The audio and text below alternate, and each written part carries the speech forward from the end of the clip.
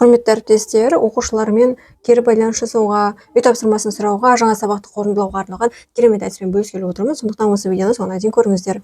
Платформа атауы Genially деп аталады. Қазір бастау деген батырманы басамыз. Бұл топтық жарысқа арнап жасауға өте ыңғайлы. Мысалға, мына жерде 4 топ бар деп есептейміз. Мына жерде біздің кубигіміз бар. Осы кубикті айналдырамыз. Сол кезде мысалға 1 деген сан шықты. Мысалға, оны бірінші топ 1 қадам алға жылжиды. Бұл жерде ешқандай тапсырма жоқ, орындамайды. Тағы да кубикті айналдырамыз. Мысалға, 3 деп тұр. Екінші топ 3 қадам алдыға жылжиды. Осылай қадам-қадаммен алдыға жылжып, алдына келген тапсырманы орындайтын болады. Мұнда тұрған ақ дөңгелектің бәрі тапсырма. Бұл саны шектелініп тұр. Негізі мұнан каждыйына тапсырманы қойып шықсаңыздар болады.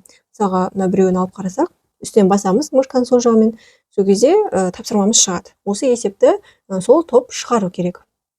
Сол сияқты, мысалы, тағы бір сұрақты қарасақ, бұл жерде мысалы сұрақ ретінде берілген, соған топ жауап беру керек. Дұрыс жауап берген топқа бағалау әдісін қолданып бағаласаңыздар болады.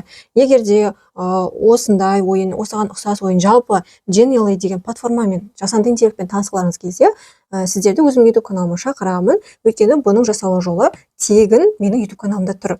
Ол үшін профильдегі көк сілтемені басыңыздар, немесе YouTubeға компьютермен жұмыс істеп жатсаңыздар, менің каналым шығады. Баршаңызға сәттілік.